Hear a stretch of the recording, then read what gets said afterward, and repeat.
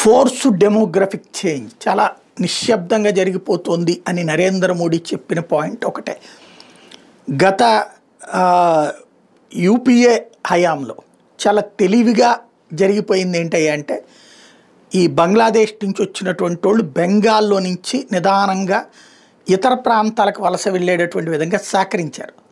అది వాళ్ళు కావాలని చేయకపోవచ్చు, ఉపాధి కోసం వస్తున్నారంటే అట్లాగ వెళ్ళేటట్టు చేశారు. వాళ్ళు నిదానంగా మన సరిహద్దు రాష్ట్రాలన్నిట్లలో చేరిపోయారు.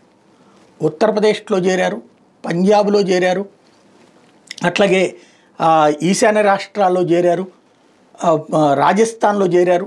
అట్లాగా సరిహద్దు రాష్ట్రాలు వీళ్ళు చేరిపోయి పాకిస్తాన్కి ఆనుకుండేటటువంటి లేదా చైనాకి ఆనుకున్నటువంటి భూభాగాల్లో కనీసం ఒక 100 కిలోమీటర్ల పరిధిలో వీళ్ళ సంఖ్య పెరిగిపోయింది అకస్మాత్తుగా గత 10 ఏళ్లలో.